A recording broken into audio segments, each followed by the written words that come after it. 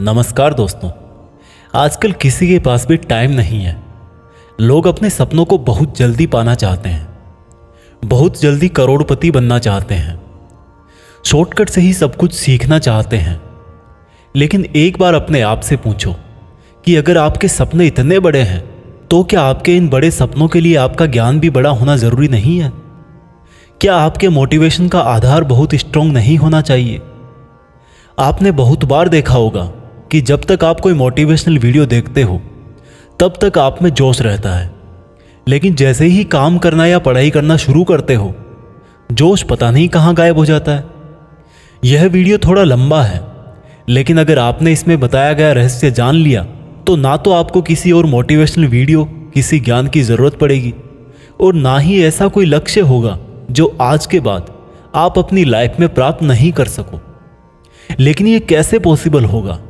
इसके लिए आपको शांति से बैठ के, आंखें बंद करके इस वीडियो की पूरी बातों को जब तक समझ में ना आ जाए तब तक बार बार सुनकर अपनी थॉट्स में बिठा लेना चाहिए। और अगर आप इस वीडियो को बीच में छोड़ के जाना चाहते हो तो कृपा करके आप इसको अभी स्किप कर दें, क्योंकि अधूरा ज्ञान बिना ज्ञान से भी ज़्यादा खतरनाक होता है। और खुद भगवान श्री कृष्ण ने गीता में कहा है कि कभी भी उस इंसान को सेक्रेट ज्ञान जबरदस्ती नहीं देना चाहिए जो उसको लेना नहीं चाहता। तो दोस्तों, एक सवाल का जवाब दीजिए।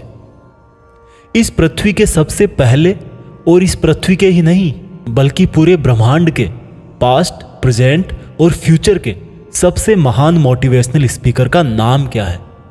जी हाँ, बांसुरी बजाने वाले भगवान कृष्ण, जिन्होंने आज की तारीख से ना जाने कितने ही युगों पहले महाभारत के युद्ध के मैदान में एक ऐसा ज्ञान दिया था जो आज 21वीं सदी की दुनिया पर, आज के लोगों की लाइफ स्टाइल पर भी एकदम सही बैठता है। और यह जानकर के बड़े बड़े लोग और रिसर्च करने वाले हैरान हो जाते हैं कि ऐसा कैसे हो सकता है। उस महाभारत के युद्ध के मैदान में दिए गए ज्ञान को पढ़कर Albert Einstein, Mahatma Gandhi, Swami Vivekananda, Annie Besant, Sunita Williams जैसे और ना जाने कितने लोगों ने भी अपना जीवन बदल लिया। अगर आप यह सोचेंगे कि भागवत गीता में सिर्फ यह लिखा है कि भगवान की पूजा कैसे करते हैं तो आप गलत हैं, क्योंकि भागवत गीता सिर्फ एक किताब या धार्मिक ग्रंथ नहीं है, बल्कि इसमें वो नॉलेज है जो इस पृथ्वी पर जितने भी लोग जन्म लेकर आते हैं उनको यह सिखाता है कि इस दुनिया में सपने पूरे कैसे किए जाते हैं, पर्सनैलिटी कैसे बनाते हैं, पॉजिटिव एनर्जी कहाँ से लाते हैं, खुशी क्या होती है, कितनी भी बड़ी प्रॉब्लम का सॉल्यूशन कैसे ढूंढते हैं, डिसीजन कैसे लिया जाता है, किसी भी ब्रेकअप के सदमे से बाहर कैसे निकलते हैं, इमोशनली स्टेबल कैसे होते हैं, किसी भी बिजनेस को सक्सेसफुल कैसे बनाते हैं, मेहनत कैसे की जाती है, हम क्या हैं और कौन हैं, जिंदगी जीने का सही तरीका क्या है, मरने के बाद हमारे साथ क्या होता है, ये ब्रह्मांड कैसे बना, क्या भगवान है और अगर है तो कहाँ है, क्या आप भी पुनर्जन्म लेंगे, ये लाइफ रियल है या एक इल्यूजन या एक सपना। दोस्तों, इस भागवत गीता के ज्ञान ने ही एक दुखी और हारे हुए, धनुष नीचे गिरा देने वाले अर्जुन को महाभारत के महान युद्ध का सर्वश्रेष्ठ योद्धा और विजेता बना दिया। अगर आप भी अपनी जिंदगी में किसी मकसद को लेकर आगे बढ़ रहे हो तो मेरा यकीन मानो कि आप भी अपनी जिंदगी की समस्याओं के जंग के मैदान के अर्जुन हो। और इसलिए उस गीता ज्ञान को जानना आपकी चॉइस नहीं बल्कि आपका अधिकार है। इस गीता ज्ञान को समझकर आपको एक बात का जरूर एहसास होगा कि ये असली नॉलेज में पहले क्यों नहीं हासिल कर पाया। तो ऐसा क्या है आखिर भागवत गीता में और इसका मतलब क्या है? भागवत का मतलब है भगवान और गीता का मतलब है गीत, यानी कि ऐसा गीत जो भगवान ने खुद अपने मुंह से गाया हो। भागवत गीता संस्कृत में लिखी गई है, लेकिन इसका ट्रांसलेशन आपको बहुत जगह पर हिंदी, इंग्लिश और अलग अलग भाषाओं में मिल जाएगा। वैसे तो भागवत गीता को जितना समझोगे उतना ही कम है, लेकिन फिर भी इस वीडियो में मैंने गीता के पूरे 18 अध्याय, 700 श्लोक पढ़कर उनको आज की जनरेशन के हिसाब से, स्टूडेंट के हिसाब से, बिजनेसमैन के हिसाब से, अपने करियर में, अपनी लाइफ में, अपने रिलेशनशिप में और अपनी प्रॉब्लम्स में कैसे यूज करते हैं वह बताया है। दोस्तों, मैं यहाँ पर पूरे 18 चैप्टर कवर करूँगा और कोई भी चैप्टर शुरू करने से पहले मैं आपको यह बताऊंगा कि उसमें आप क्या सीखने वाले हो। फिर उस चैप्टर को शॉर्ट में समझाऊंगा और उसके बाद उससे सीखने वाली चीज़ों को डिटेल में समझाऊंगा। अगर आपको यह जानना है कि आखिर भगवान को खुद ज्ञान देने की जरूरत क्यों पड़ी, ये पांडव और कौरव कौन थे और इस महाभारत के युद्ध की शुरुआत कैसे हुई, तो आप मुझे नीचे कमेंट्स में बता सकते हैं। मैं उसका भी वीडियो आपको अलग से दे दूंगा। तो चलो अब मैं आपको सीधा ले चलता हूं कुरुक्षेत्र के युद्ध के मैदान में, जहां पर पांडव और कौरव युद्ध करने के लिए आमने सामने खड़े हैं। भागवत गीता अध्याय 1 सेना का निरीक्षण। दोस्तों, गीता के पहले अध्याय से आपको यह सीखने को मिलेगा कि ऐसी कौन सी सबसे पहली चीज है जो आपको लाइफ में आगे बढ़ने से रोकती है। भले ही आप में बहुत नॉलेज हो, आप में बहुत काबिलियत हो, लेकिन उस एक चीज की वजह से आप सही डिसीजन नहीं ले पाते और अपना काम नहीं कर पाते हैं। इसके साथ साथ सपने से हकीकत में इंसान कैसे बदल जाता है वह भी हम जानेंगे। कौरवों में दुर्योधन बहुत खुश हो रहा था। उसके पास बहुत बड़ी सेना थी। भीष्म पितामह थे, गुरु द्रोणाचार्य और गुरु कृपाचार्य जैसे बड़े बड़े योद्धा थे। पांडवों की सेना में अर्जुन, भीम सहित 5 पांडव, भगवान कृष्ण, अभिमन्यु, द्रौपदी के 5 पुत्र आदि थे। अब यह युद्ध पूरी तरह से पारिवारिक युद्ध ही था। पांडवों और कौरवों के लिए गुरु द्रोणाचार्य और कृपाचार्य दोनों एक ही थे। दादा भीष्म भी एक ही थे। साथ ही साथ पांडव और कौरव दोनों खुद भी चचेरे भाई थे, लेकिन हर कोई जीतने के इरादे से आ रखा था। रणभूमि में जब जोर से युद्ध की घोषणा के लिए शंखनाद हुआ तो अर्जुन ने अपने सारथी भगवान कृष्ण से कहा कि हे कृष्ण, मेरे रथ को दोनों सेनाओं के बीच में एक बार ले जाकर के खड़ा कर दो, ताकि मैं ये देख सकूं कि मुझे किनको मारना है। ऐसा सुनकर भगवान कृष्ण ने अर्जुन के रथ को कौरवों की सेना के सामने वहां पर ले जाकर के खड़ा कर दिया, जहां पर कौरवों की सेना में अर्जुन के दादा भीष्म पितामह और गुरु द्रोणाचार्य खड़े थे। और गुरु द्रोणाचार्य ने ही अर्जुन को तीर चलाना भी सिखाया था। अर्जुन ने युद्ध के मैदान में जिधर भी देखा वहां दोनों तरफ ही सिर्फ परिवार वाले नजर आ रहे थे। ये देखकर अर्जुन बहुत दुखी हो गए और कृष्ण से बोले, यहां तो हर कोई मेरा सगा संबंधी ही है, मैं अपने ही लोगों को युद्ध में नहीं मार सकता। मुझे इस राज्य के लिए तो क्या, अगर कोई तीनों लोक भी दे तो भी मैं ऐसा युद्ध नहीं करूंगा जिसमें मुझे अपनों को ही मारना पड़े। इस तरह से अर्जुन पूरे दुखी होकर और खुद को कोसते हुए अपने धनुष को छोड़कर रथ में वापस जाकर बैठ गए। दोस्तों, गीता के इस फर्स्ट चैप्टर से हमें यह सीखने को मिलता है कि वास्तविकता सोच से अलग होती है। हमें नहीं पता होता है कि जब हम कोई काम करने का इरादा लेकर जा रहे होते हैं तो वहां पर क्या हो सकता है।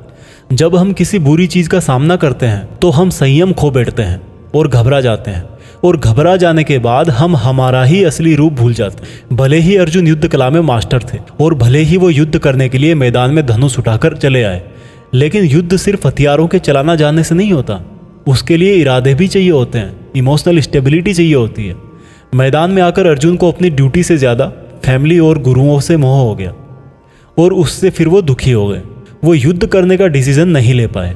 इससे यह भी सीखने को मिलता है कि जिंदगी में हमें हमारा कर्म करने से सबसे पहले रोकने वाला कोई होता है तो वो है हमारा मोह, यानी कि अटैचमेंट। आप सुबह जल्दी उठ सकते हो, लेकिन आपको नींद और आलस्य का मोह होता है। अर्जुन एक क्षत्रिय थे और युद्ध करना ही उनका काम था, और वो युद्ध करने में बहुत अच्छी तरह से ट्रेंड भी थे, लेकिन वो अटैचमेंट में आकर अपना कर्म भूल गए। इसलिए अगर लाइफ में आपको चुनौतियों से लड़ना है तो आपको अपने अटैचमेंट को सेक्रीफाइस करना आना चाहिए। दोस्तों, इसको आप इस तरह से भी समझ सकते हो। मान लो आप किसी से बहुत प्रेम करते हो, लेकिन वह मनुष्य आपकी प्रेम की कदर नहीं करता। ऐसे में आपको उसका प्रेम पाने का मोह नहीं होना चाहिए, क्योंकि अटैचमेंट किसी भी तरह का हो, जब तक वो है आप अपनी लाइफ के अर्जुन नहीं बन पाओगे। भागवत गीता अध्याय 2 गीता का सार। दोस्तों, गीता के दूसरे अध्याय से हमें इमोशनल स्टेबिलिटी, आत्मा, मृत्यु, पुनर्जन्म, डिसीजन मेकिंग के बारे में सीखने को मिलता है, और गुस्से का सबसे बड़ा रीजन और उसका सॉल्यूशन क्या है, कैसे आप किसी भी कंडीशन में खुश रह सकते हो, और मेहनत कैसे करते हैं, यह भी आपको सीखने को मिलेगा। जब अर्जुन ने युद्ध करने से मना कर दिया तब सारथी श्री कृष्ण ने अर्जुन से कहा कि अर्जुन, ये तुम्हें अचानक से क्या हो गया? जिस तरह की कमजोर बातें तुम बोल रहे हो वो तुम जैसे महान योद्धा के मुंह से बिल्कुल अच्छी नहीं लगती। इसलिए अपने इस मन की कमजोरी को छोड़कर युद्ध के लिए वापस खड़े हो जाओ। अर्जुन बोले कि मैं किस तरह से अपने ही गुरुजी द्रोणाचार्य और दादाजी भीष्म पितामह को मारने के लिए अपना धनुष चला सकता हूँ, क्योंकि ये तो मेरे लिए हमेशा से ही भगवान की तरह रहे हैं। इस युद्ध को करने से अच्छा है कि मैं भिखारी बन जाऊं, क्योंकि अपनों को ही मारूंगा तो जीत में भी मेरी हार ही है। मैं सही और गलत को नहीं समझ पा रहा, इसलिए मेरा मार्गदर्शन करो कृष्ण। श्री कृष्ण मुस्कुराकर अर्जुन को देखने लगे।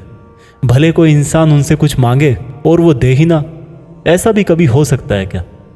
यहीं से शुरू होता है भागवत गीता का वो ज्ञान जो आपको भी अर्जुन बनकर ध्यान से सुनना और समझना चाहिए। श्री कृष्ण बोले कि अर्जुन, ये तुझे अचानक से क्या हो गया? तुझ जैसे इंसान को किसी दूसरे की मृत्यु को लेकर नहीं डरना चाहिए। और वैसे भी तुझे क्या लग रहा है, ये लोग तेरे मारने से मर जाएंगे और तू ही इनको मारेगा?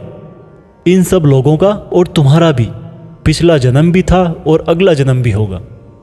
इसलिए जैसा तुम सोचकर दुखी हो रहे हो वह ज्ञान तुम्हारा अधूरा है। और रही बात इनकी मृत्यु का तुझे पाप लगने की, तो ये समझ ले, इनको मारने वाला तू नहीं बल्कि मैं हूं।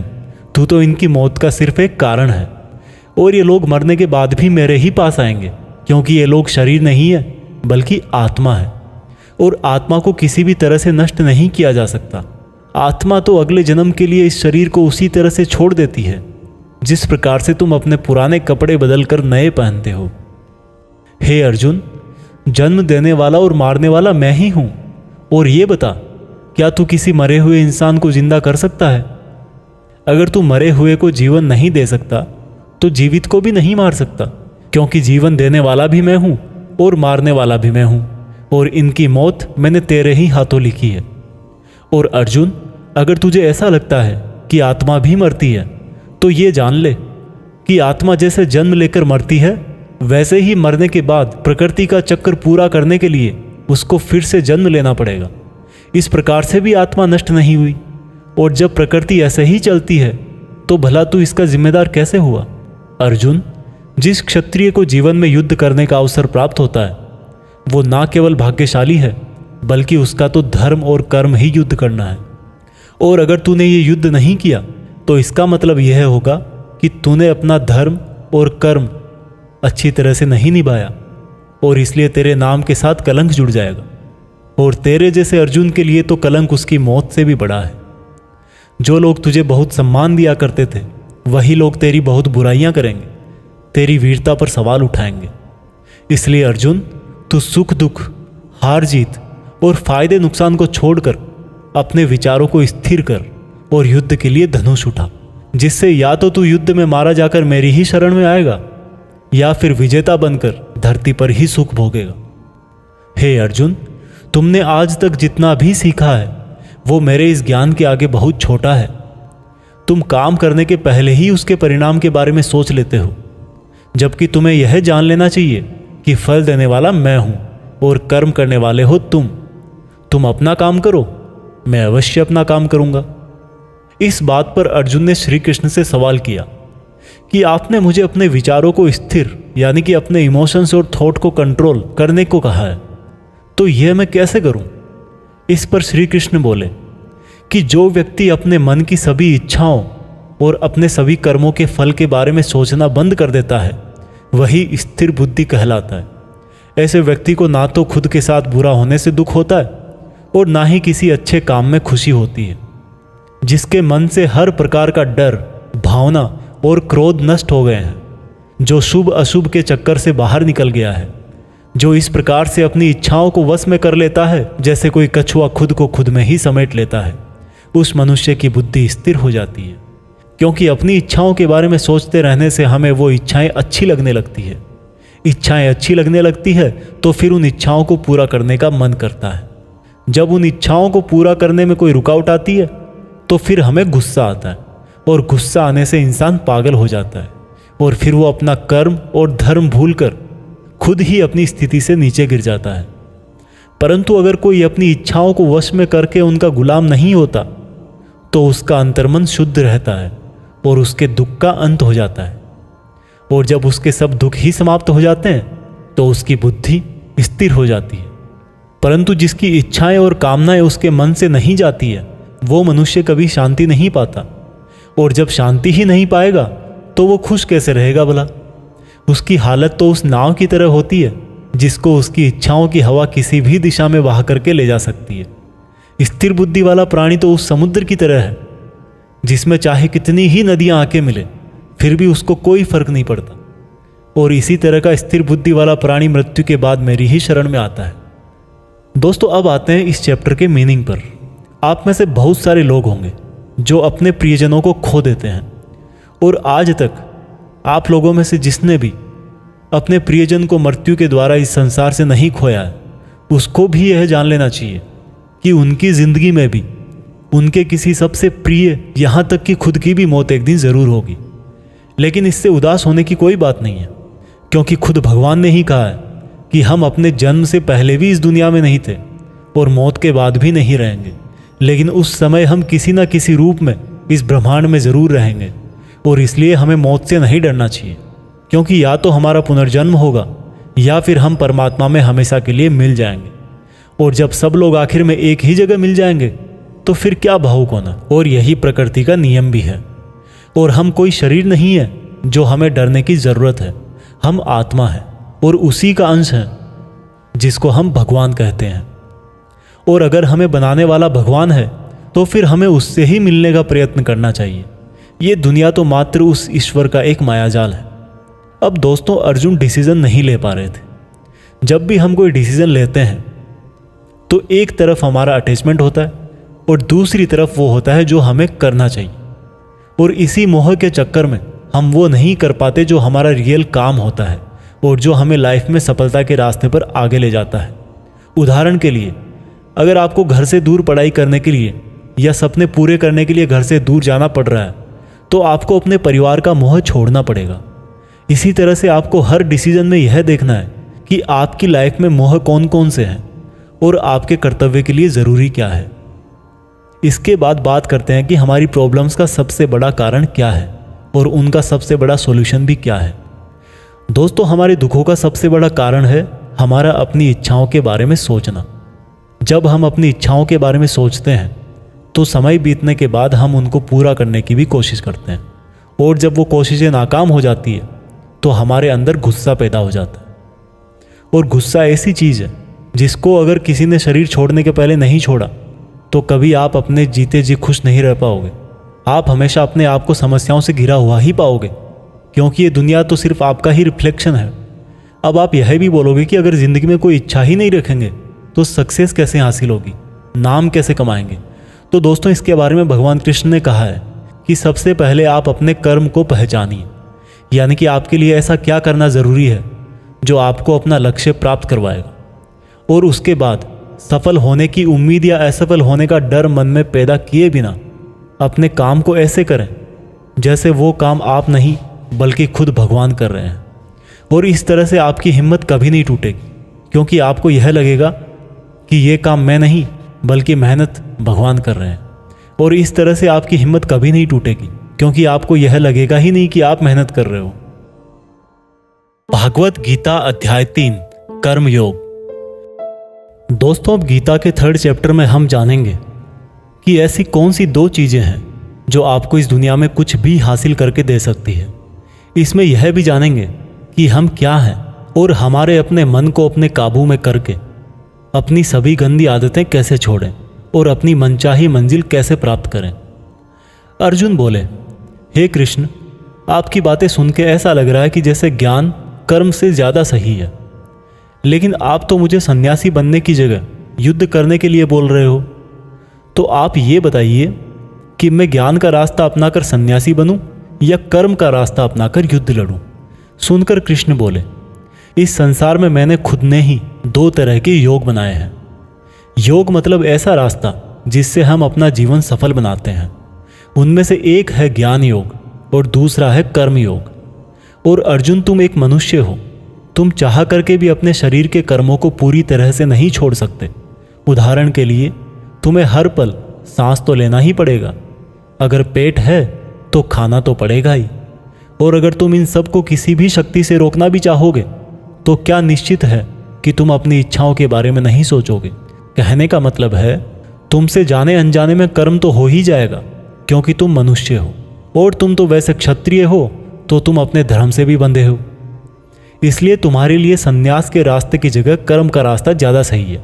मतलब ज्ञान योग या सांख्य योग की जगह कर्म योग ज़्यादा सही है। इसलिए तुम यह सोचकर कि यह काम तुम नहीं कर रहे हो बल्कि प्रकृति का गुलाम होकर तुम्हारा शरीर कर रहा है, फल की इच्छा किए बिना अपना कर्म योग करो। क्योंकि अगर तुम अपने आप को खुद के कर्म का कर्ता यानी करने वाला नहीं मानोगे तो मैं तुम्हारा कर्ता बनूंगा, और जब मैं तुम्हारा कर्ता बनूंगा तो तुम्हें बिना मांगे ही वो सब सुविधाएं, सुख और राज्य दे दूंगा जिसकी तुम्हें ज़रूरत होगी।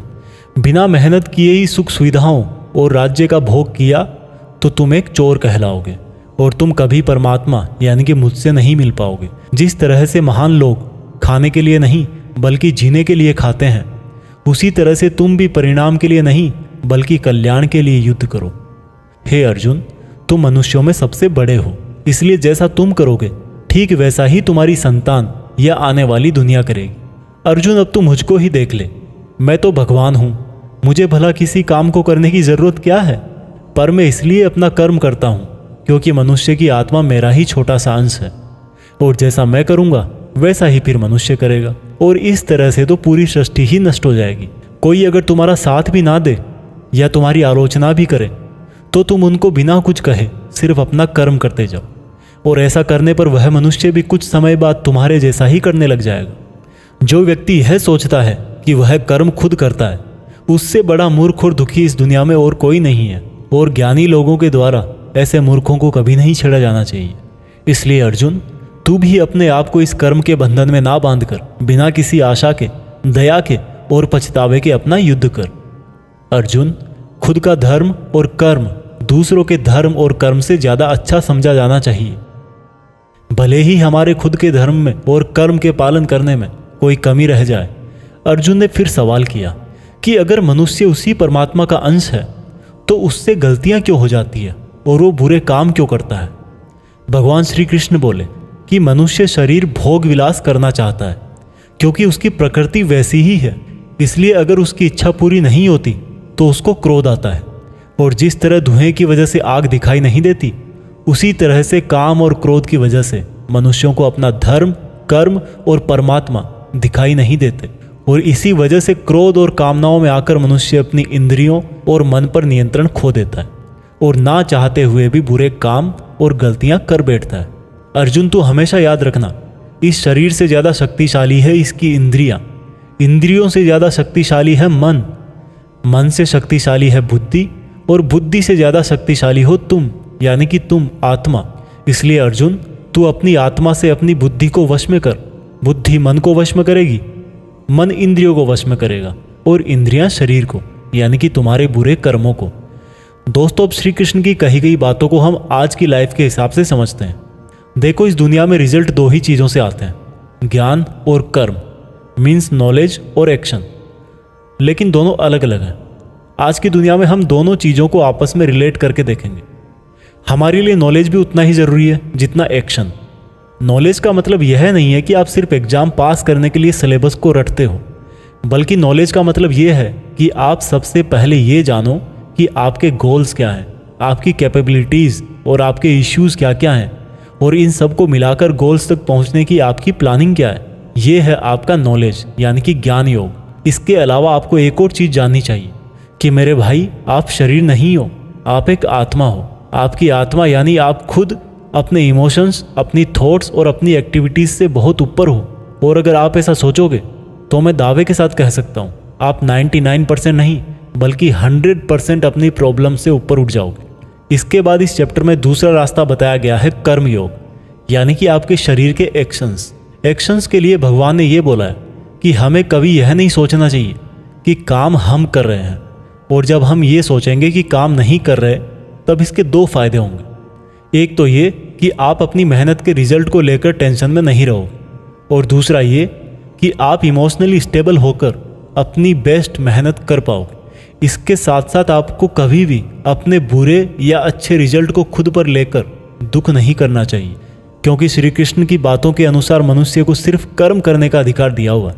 इसके अलावा आप अपनी किसी भी बुरी आदत से कैसे छुटकारा पाएं, इसको बहुत ही आसान शब्दों में बताया गया है कि आप अपने आप को उस परमात्मा का ही छोटा सा रूप यानी कि आत्मा समझो, और आत्मा के ध्यान से अपने ब्रेन को और ब्रेन से अपने मन को काबू में करोगे, और इसके बाद में आपका मन अपने आप आपके सभी फिजिकल सेंसेस यानी कि इंद्रियों को काबू में कर लेगा।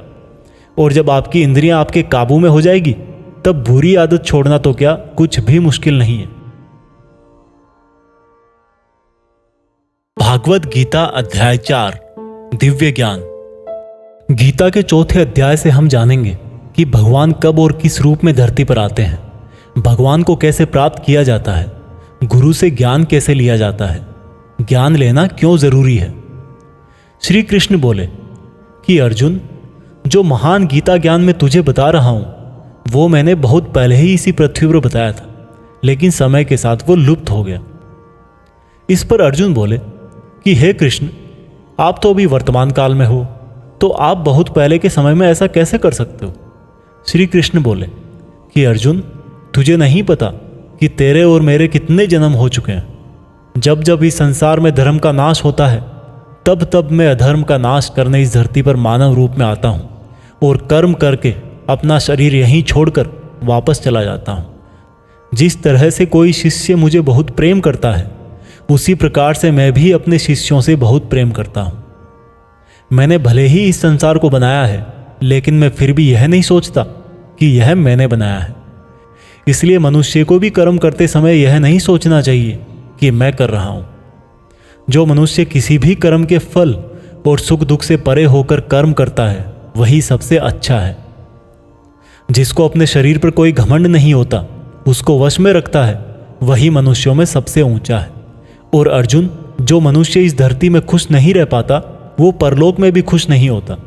इसलिए किसी भी मनुष्य को अपने गुरु को पहचान कर, अपनी इंद्रियों को जीत कर, अपना लालच छोड़कर उनकी सेवा करके उनसे वह ज्ञान सीखना चाहिए जिससे बड़े बड़े पापी भी मेरी शरण में आ जाते हैं। जिस तरह से आग सूखी लकड़ियों को जला देती है, उसी तरह से गुरु से सीखा हुआ ज्ञान भी हर अज्ञान को मिटा देता है। हमेशा कर्म करने वाला और हमेशा मुझ में श्रद्धा रखने वाला ही मुझको प्राप्त कर पाता है। इसलिए जिसने भी कर्म योग से सभी कर्मों को और खुद को अकर्ता मानते हुए परमात्मा को अर्पण कर दिए हैं, ऐसे मनुष्य को उसके कर्म कभी नहीं बांधते। इसलिए अर्जुन, तू भी मेरे इस दिए हुए ज्ञान से यह समझ कि कर्म तू नहीं बल्कि मैं कर रहा हूँ। दोस्तों, इस चौथे चैप्टर में यह साफ कहा गया है कि जब भी धरती पर मानवता का नाश होता है और नेगेटिव एनर्जी लोगों में ज़्यादा होती है, तब तब भगवान किसी भी रूप में आकर धर्म को फिर से स्थापित करते हैं।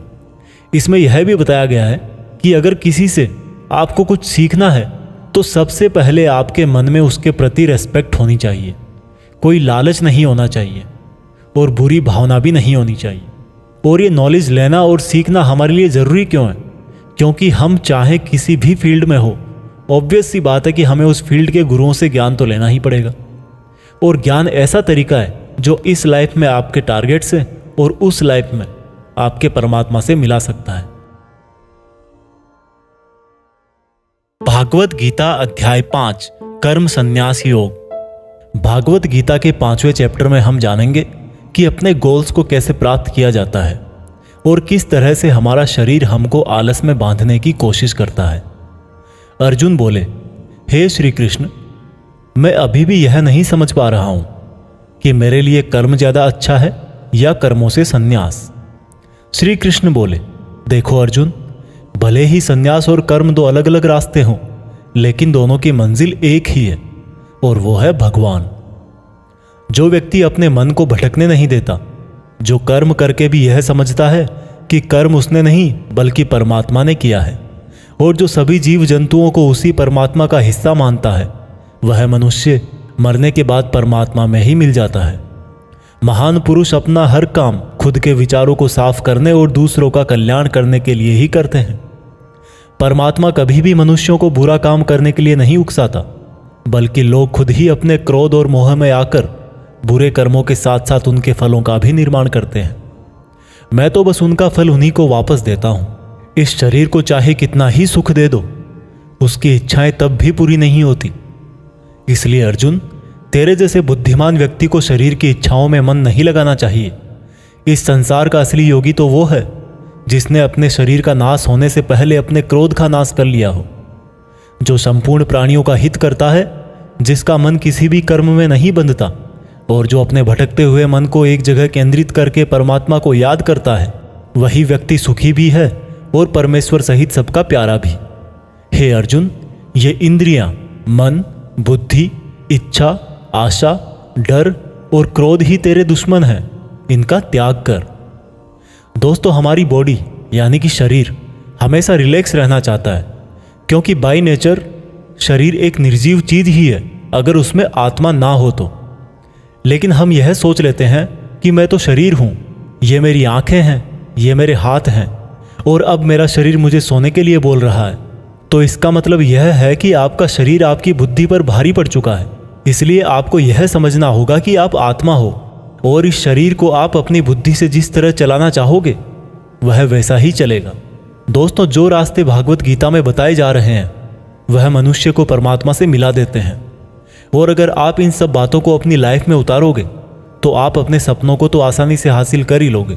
जैसे कि कहा गया है कि भगवान की प्राप्ति के लिए मन को वश में करना बहुत ज़रूरी है, ठीक उसी प्रकार से आपको अपनी लाइफ में भी मंजिल हासिल करने के लिए मन को वश में करना बहुत ज़रूरी है। भागवत गीता अध्याय 6 ध्यान योग। भागवत गीता के 6ठे अध्याय में हम जानेंगे कि एक योगी क्या होता है और योगी कैसे बनते हैं। यानी कि आज की लाइफ में बोले तो वह इंसान जो अपनी लाइफ में कुछ बड़ा करना चाहता है। इसके साथ साथ हम यह भी जानेंगे कि क्या होगा अगर आपने इस जीवन में बहुत मेहनत करी लेकिन फिर भी आपकी डेथ होने से पहले आपका सपना पूरा नहीं हुआ। श्री कृष्ण बोले, केवल अपने सांसारिक कर्मों को त्यागने वाला ही योगी नहीं होता, बल्कि जो व्यक्ति करने योग्य सब काम को करता हुआ उनके फल का लालच नहीं करता, वही असली योगी कहलाता है।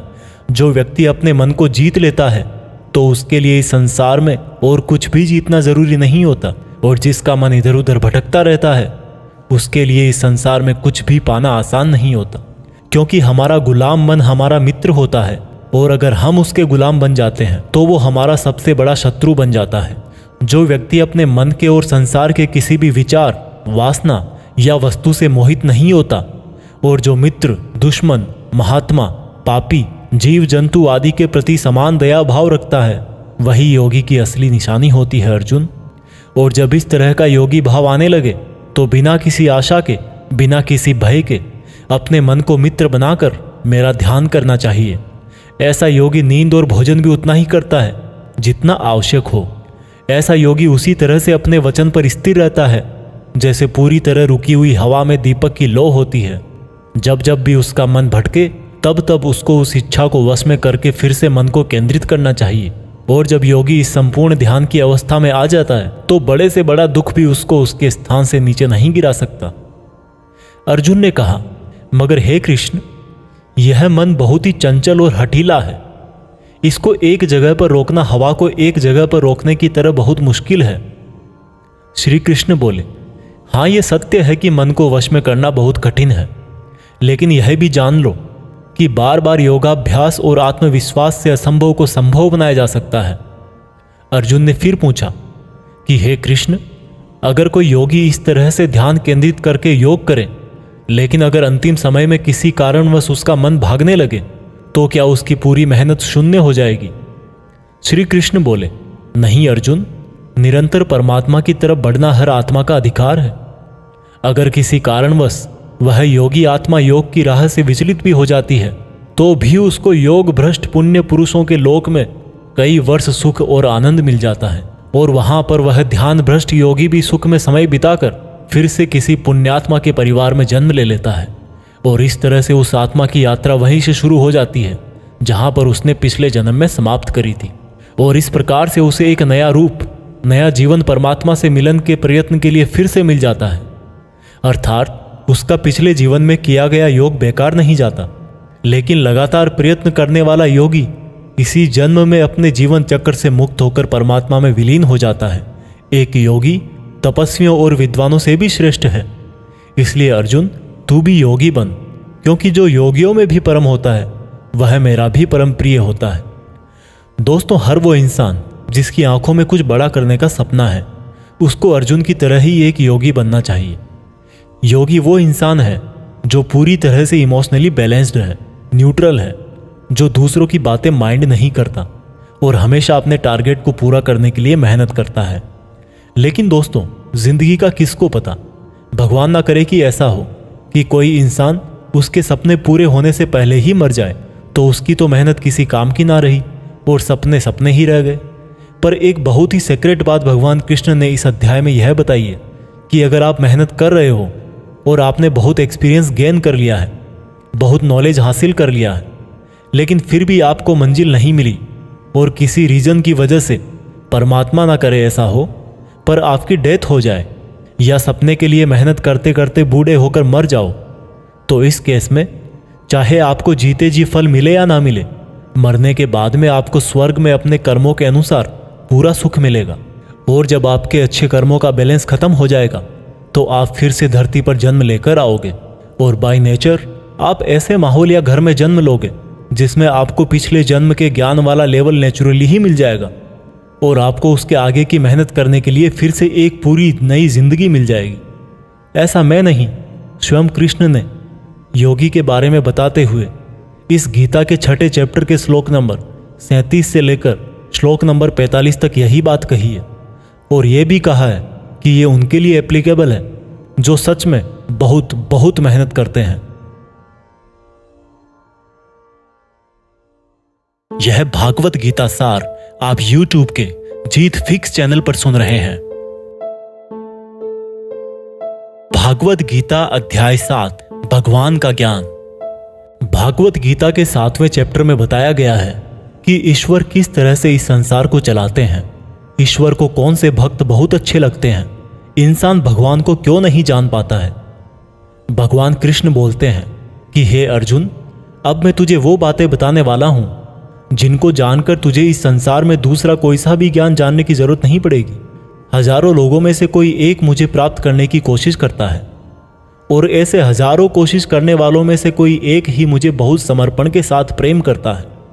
मेरे 2 रूप हैं, एक जड़ रूप यानी कि जिसमें पृथ्वी, अग्नि, जल, वायु और आकाश के साथ साथ मन, बुद्धि और अहंकार है। वही दूसरा चेतन रूप जिसमें इस सृष्टि का चक्र है। समय को भी मैं ही चलाता हूं। जल, सूरज, चंद्रमा, ओमकार में मैं ही हूं। पृथ्वी की सभी पवित्र गंध, अग्नि और बुद्धिजीवियों का तेज, तपस्वियों का तप, धर्मों का पवित्र कर्म, बलवानों का बल और अलग अलग समय कालों का बीज भी मैं ही हूं। इस संसार के लोग सांसारिक गुणों के गुलाम हैं, इसलिए मुझे नहीं जान पाते और वास्तव में तो ये सांसारिक गुण भी मेरी ही माया है। मगर जो मनुष्य इस मेरे ही माया जाल को तोड़ देता है वो मेरा हो जाता है। माया जाल में फंसे हुए मूर्ख लोग मेरी शरण में नहीं आ पाते हैं। कोई भी भक्त 4 तरह से मेरी पूजा करता है, कोई प्राप्ति चाहने वाला, कोई दुख के संकट में याद करने वाला, मुझे जानने की इच्छा रखने वाला या फिर मुझे पहले से ही जानने वाला। लेकिन इनमें से मुझे अत्यंत प्रेम करने वाला ज्ञानी बहुत पसंद है।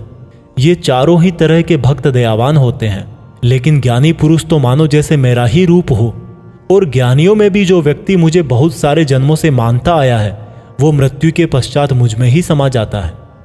जो लोग किसी इच्छा पूर्ति के लिए अगर किसी देवता की भक्ति करते हैं तो मैं उन भक्तों की आस्था उन्हीं देवताओं में स्थिर कर देता हूँ और वो भक्त उन्हीं देवताओं को प्राप्त हो जाते हैं। लेकिन यह फल ज्यादा समय तक नहीं चलता और अगर कोई भक्त अगर किसी भी प्रकार से मेरी ही पूजा करता है तो उसे मैं अपना ही बना लेता हूँ। जो मूर्ख मुझे जन्म लेने और मरने वाला मानते हैं वो मुझे प्राप्त नहीं कर पाते। मैं भूतकाल, वर्तमान और भविष्य को पूरा जानता हूँ, जबकि श्रद्धा रहित लोग मुझे भी नहीं जान पाते।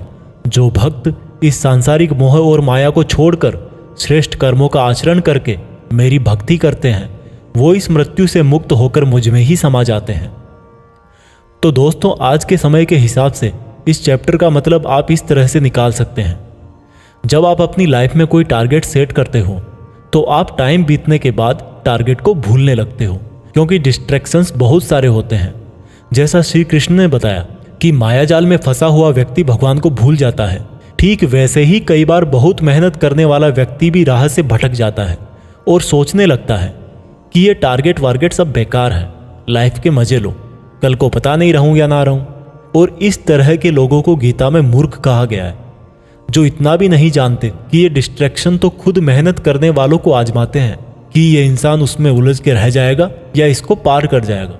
और इस तरह से लगातार बिना भटके जो हार्डवर्क करता है उसी को सक्सेस मिलती है।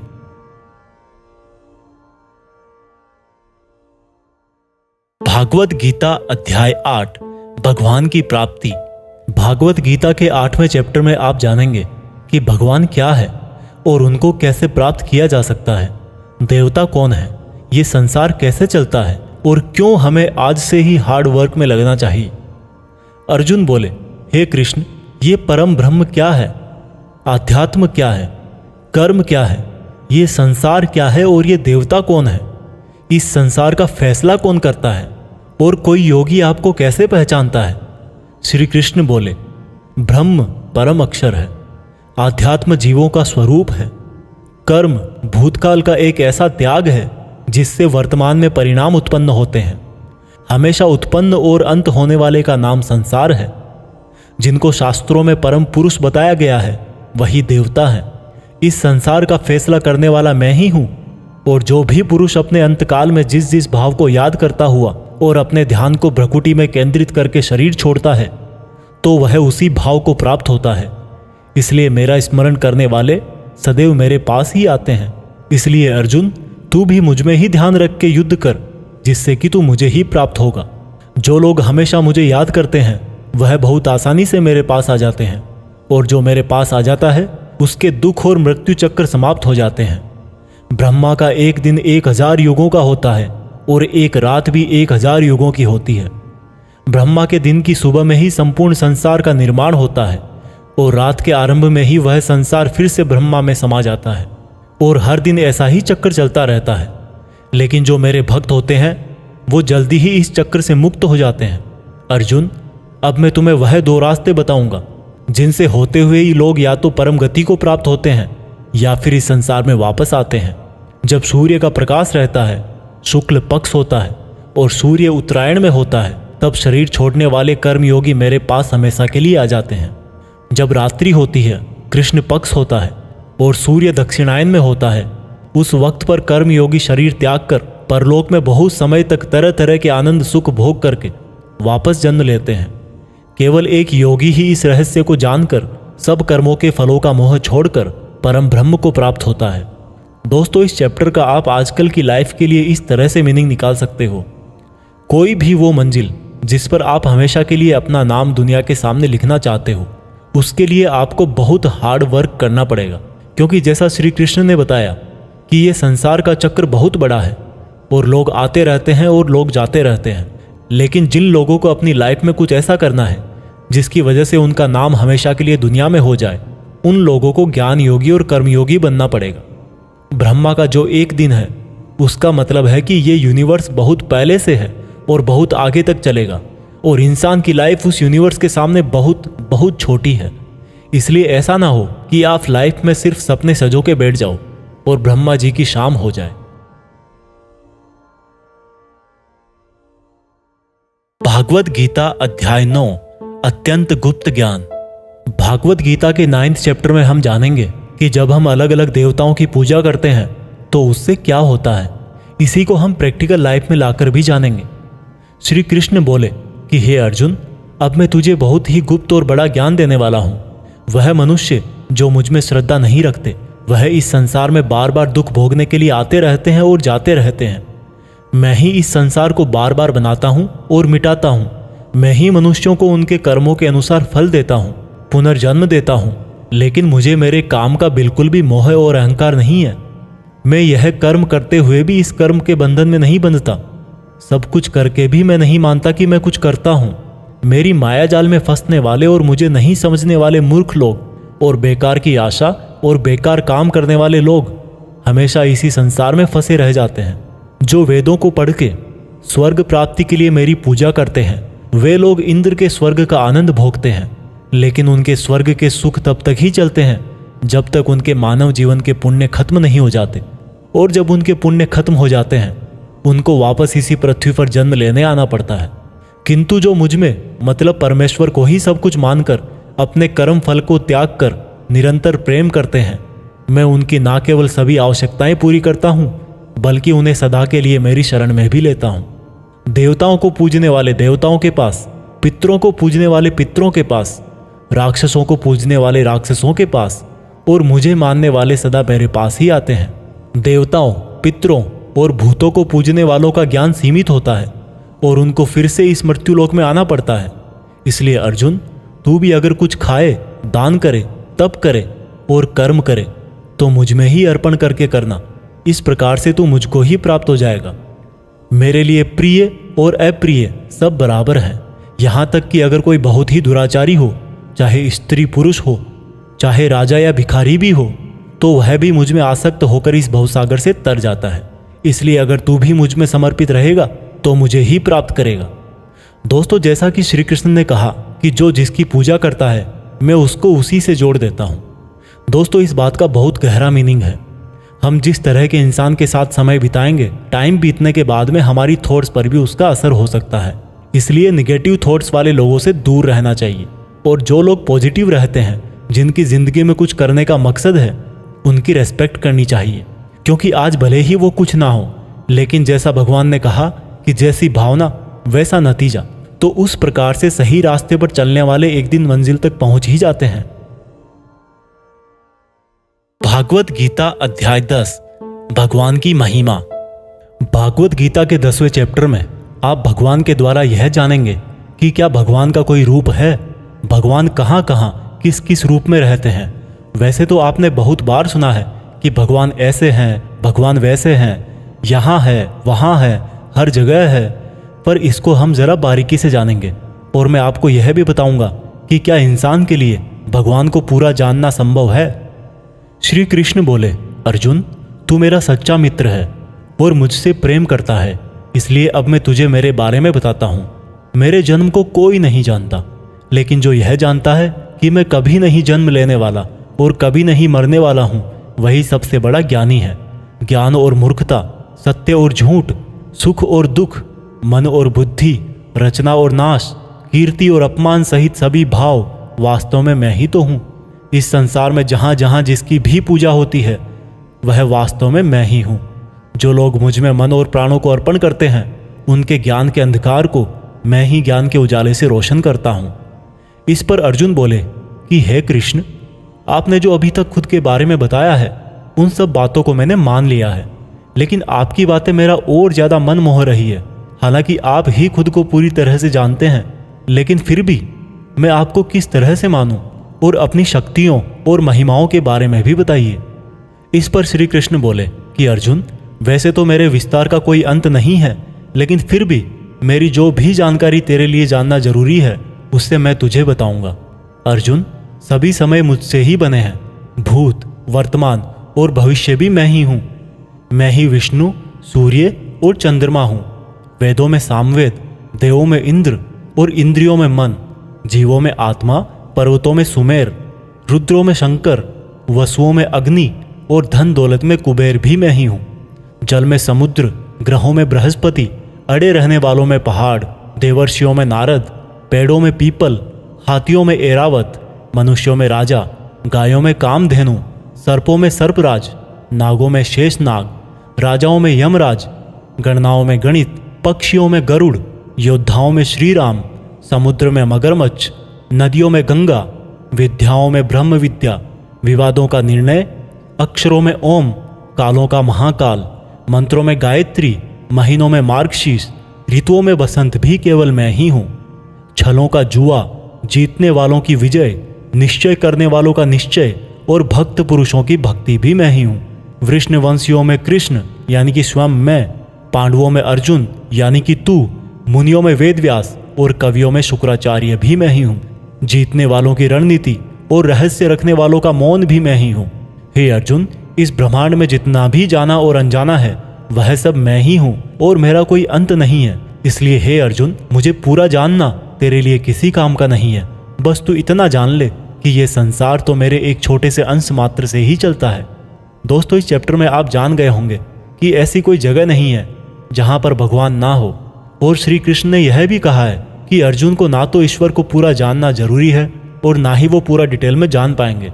दोस्तों, इसको आप अपनी लाइफ में इस तरह से रिलेट करो कि जैसे भगवान ने कहा कि मैं अनंत हूँ और तू उतना ही जान जितना तेरे लिए ज़रूरी है। ठीक उसी प्रकार से आपको भी अपनी लाइफ में उन चीज़ों में अपनी एनर्जी और टाइम वेस्ट नहीं करना चाहिए जिनको जानना आपके लिए ज़रूरी नहीं होता। सिर्फ आप इतना ध्यान रखें कि ऐसा कौन सा नॉलेज है जो आपको अपनी मंजिल तक पहुंचाएगा। भागवत गीता अध्याय 11, भगवान का अनंत रूप।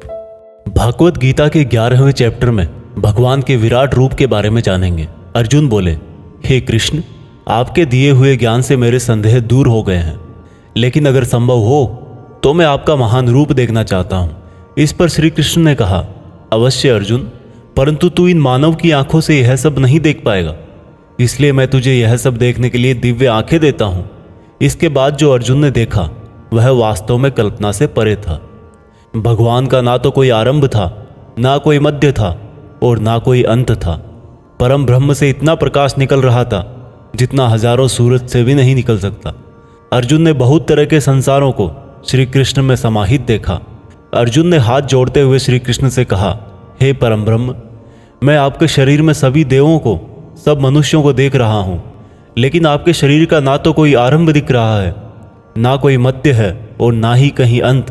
आप में हर तरह के अस्त्र शस्त्र हैं, हर तरह के प्रकाश और सूर्य हैं। स्वर्ग और धरती के बीच का पूरा आकाश मानो आपसे ही भर गया है।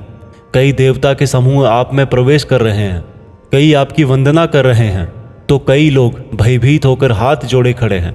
आपके अनंत हाथ पैर, पेट, आँखों, मुँह वाले रूप को देखकर समस्त सृष्टि सहित मैं बहुत व्याकुल हो रहा हूँ। मैं पांडवों कौरवों की संपूर्ण सेना के महान योद्धाओं को अंत होकर आप में जाता हुआ देख पा रहा हूँ। आपके अनेक तरह के उग्र रूप इस संपूर्ण ब्रह्मांड को बहुत ऊर्जा दे रहे हैं। हे कृष्ण, इतने रूपों में आप कौन से हो? मैं आपको पहचान नहीं पा रहा हूँ। इस पर कृष्ण बोले, मैं हर जगह हूँ और मैं ही समय हूँ। इन सेनाओं के योद्धाओं को नष्ट करने के लिए प्रकट हुआ हूँ। इन सब योद्धाओं की मौत मैं पहले ही लिख चुका हूँ। तू तो सिर्फ इनकी मौत का कारण है, मारने वाला तो स्वयं मैं ही हूँ। इस पर अर्जुन भयभीत लेकिन गदगद होकर बोले, हे भगवान, आपका यह रूप देखकर अब मुझे पता लगा कि क्यों योगी, महर्षि, देवता जैसी आत्माएं आपका पूजन करती है। आप तो सत्य और असत्य से भी परे हैं। आपके इस रूप का वर्णन करने के लिए मेरे पास कोई शब्द नहीं है। आप ही इस जगत के पालनकर्ता और विनाशक हो। आपको कोटि कोटि नमस्कार, आपको कोटि कोटि नमस्कार, नमस्कार। आपके लिए हर दिशा से नमस्कार, क्योंकि आपका कोई आदि नहीं है, मध्य नहीं है और अंत भी नहीं है। हे प्रभु, मैंने जाने अनजाने में आपको भाई, कृष्ण, मित्र कहा है और कई बार लोगों के सामने आपका मजाक भी उड़ाया है। मुझे आपके इस सत्य का पता नहीं था, इसलिए अगर संभव हो तो मुझे क्षमा कीजिए। मैं आपकी वंदना करता हूँ। पिता जैसे पुत्र को और सखा जैसे सखा को क्षमा कर देता है, वैसे ही आप भी मुझे क्षमा करें। आपके इस रूप को देखकर मैं खुश भी हो रहा हूँ और भयभीत भी हूँ, इसलिए अब कृपा करके आप अपना प्रसिद्ध चतुर्भुज विष्णु रूप दिखाइए। मैं आपको मुकुट, चक्र और गदा के साथ देखना चाहता हूँ। इस पर श्री कृष्ण बोले कि अर्जुन, मैंने तेरे आग्रह पे वह रूप दिखाया है जिसको आज तक कोई मनुष्य नहीं देख पाया है और ना ही देख पाएगा। मेरे इस रूप और अनंत आकार को देखकर तू व्याकुल भी ना हो और पागल भी ना हो, और अब तेरी इच्छा अनुसार तू मेरा चतुर्भुजी रूप भी देख। इस प्रकार से श्री भगवान ने अपना चतुर्भुजी रूप दिखाकर अर्जुन का साहस बंधाया और अनंत रूप से उत्पन्न हुई व्याकुलता भी दूर करी। इस पर अर्जुन बोले कि हे कृष्ण, अब मैं आपके इस रूप को देखकर फिर से शांत हो गया हूँ। कृष्ण बोले, अर्जुन, जो चतुर्भुजी रूप तुमने अभी देखा है वो बड़ा ही दुर्लभ है और इसको देखने के लिए देवता भी तरसते हैं। यह चतुर्भुजी रूप किसी भी यज्ञ, दान, तप और वेद से देखा जा सकता है, परंतु अर्जुन, जो तेरी तरह मेरा परम भक्त है, कर्तव्य परायण है, वासना और बैर रहित है, वह अंत में मुझे ही प्राप्त होता है। इसलिए मैंने यह रूप तुझे दिखाया है। दोस्तों, गीता के इस अध्याय से आप आज के टाइम में यह सीख सकते हो कि अगर हम अपनी मेहनत के रास्ते पर सही हैं तो कई बार हमें अपनी सफलता को पाकर विश्वास नहीं होता। हमें पता ही नहीं लगता कि हमने इतनी मेहनत कर ली, और जब सफलता आती है तब भी लगता है कि ये तो बहुत बड़ी है, मैंने इतनी मेहनत तो की ही नहीं थी। और दोस्तों यही महान लोगों का एक गुण भी है, वो मेहनत करते हैं लेकिन उनको यह भी आभास नहीं रहता कि वो कितनी मेहनत कर रहे हैं। यह उनके बड़प्पन को दिखाता है। भागवत गीता अध्याय 12 भक्ति योग। दोस्तों गीता के 12वें चैप्टर में हम जानेंगे कि अपने गोल्स पर कैसे अडिग रहें, एक स्टूडेंट को क्या करना चाहिए। अर्जुन ने कहा कि हे भगवान, आपको क्या मानकर पूजना ज्यादा अच्छा है, रूप या फिर निराकार। श्री कृष्ण ने कहा, जो भक्त मन को एकाग्र करके श्रद्धा से युक्त होकर मुझ सगुण रूप परमेश्वर को भजते हैं, वह मुझे योगियों में श्रेष्ठ लगते हैं। परंतु जो भक्त अपनी इंद्रियों को वश में करके मन बुद्धि से परे मेरे अविनाशी रूप पर ध्यान लगाते हैं, वह मुझे ही प्राप्त होते हैं। जो भक्त अपने कर्मों को मुझ में अर्पण करके मेरा चिंतन करते हैं, वो भी मुझे ही प्राप्त होते हैं। इसलिए तू मन को मुझ में ही लगा, और अगर तेरे लिए मन को वश में करना संभव नहीं है तो तू योग द्वारा मुझको प्राप्त करने का प्रयत्न कर। जिसके क्रोध और सभी द्वेष समाप्त हो गए हैं, वह भक्त मुझे बहुत पसंद है। अगर तू मन को रोकने के अभ्यास में भी असफल है तो तू मेरे लिए ही कर्तव्य परायण हो जा और कर्म फल का त्याग कर दे। अभ्यास से ज्ञान श्रेष्ठ है, ज्ञान से मुझ परमेश्वर का ध्यान श्रेष्ठ है, और इस ध्यान से भी श्रेष्ठ है सभी कर्मों के फल का त्याग करना, जिससे तुरंत ही शांति मिलती है। जो व्यक्ति हर तरह के सुख दुख, शस्त्र और मित्र भाव, लाभ हानि, मोह और इच्छा, हर तरह के मौसम से मुक्त है और सभी प्राणियों को बराबर देखता है, और जो अपने मन और इंद्रियों को पूरी इच्छा शक्ति से वश में किए है, वही परमानंद के लिए श्रेष्ठ है। जो निंदा और प्रशंसा को एक समान समझता है, जो किसी भी स्थान पर किसी भी भोजन के साथ रह सकता है, वह भक्त मुझे श्रेष्ठ लगता है। और उनमें भी जो निष्काम भाव से अपना कर्म और मेरी सेवा करते हैं, वह मुझे अति प्रिय है। दोस्तों इस चैप्टर में बताया गया है कि आपको अपने खुद के पुराने अनुभवों से सीखना चाहिए। एक स्टूडेंट को या एक उस इंसान को जो अपनी लाइफ में कुछ बड़ा करना चाहता है, उसको कम खाना चाहिए और हर तरह के इमोशन में सिर्फ यह सोचना चाहिए कि खुद का सपना कैसे पूरा करूं। यह भागवत गीता सार आप YouTube के जीत फिक्स चैनल पर सुन रहे हैं। भागवत गीता अध्याय 13 क्षेत्र क्षेत्रज्ञ विभाग योग। भागवत गीता के 13वें चैप्टर में हम जानेंगे कि किस तरह से हमारे एक्शन से रिजल्ट पैदा होता है। श्री कृष्ण ने कहा कि यह शरीर एक क्षेत्र की तरह है, और जो इसको जानता है उसको क्षेत्रज्ञ कहते हैं। क्षेत्र मतलब खेत। जिस तरह से खेत में जैसा बीज डालते हैं, वह उसी प्रकार का सही समय आने पर फल देता है। उसी तरह जीवन में भी जिस तरह का कर्म फल का बीज मनुष्य डालता है, वही बीज समय आने पर उसी प्रकार का फल देता है। इसीलिए इस शरीर को क्षेत्र कहा गया है। यह क्षेत्र और क्षेत्रज्ञ का ज्ञान बहुत विद्वानों द्वारा बहुत तरीके से कहा जाता है, और इस ज्ञान में 5 महाभूत यानी कि पृथ्वी, अग्नि, जल, वायु, आकाश को मिलाकर मन, बुद्धि, अहंकार और सभी इंद्रियां भी शामिल है। इसके साथ साथ इसमें सुख दुख, चेतना, शरीर, धैर्य और विकार भी सम्मिलित है। अब परम ब्रह्म को प्राप्त कराने वाला ज्ञान क्या है, यह मैं तुझे बताऊंगा। मनुष्य में कोई भी खूबी होने पर उसमें किसी तरह का घमंड नहीं होना चाहिए। किसी भी प्राणी को सताना नहीं चाहिए। दूसरों के प्रति क्षमा भाव होना चाहिए। गुरु की सेवा की जानी चाहिए। मन और वाणी में सरलता होनी चाहिए। मन और समस्त इंद्रियों पर पूरा वश होना चाहिए। किसी भी तरह के भाव में नहीं बहना चाहिए। संतान, जीवन साथी, घर और धन में मोह नहीं होना चाहिए। अच्छे और बुरे में भी मन और बुद्धि की स्थिरता होनी चाहिए। वासना वाले लोगों से दूरी होनी चाहिए। एकांतवास में मन का शुद्धिकरण करना चाहिए। मुझ परमेश्वर में पूरी तरह से समर्पण और ध्यान मग्न रहना चाहिए। हे अर्जुन, अब मैं तुझे परम ब्रह्म के बारे में कहूँगा। वो सर्वव्यापी है। वह सब इंद्रियों के साथ भी इंद्रियों के बिना है, और वह निर्गुण होकर भी सभी गुणों के साथ है। वह सभी सजीवों और निर्जीवों में है।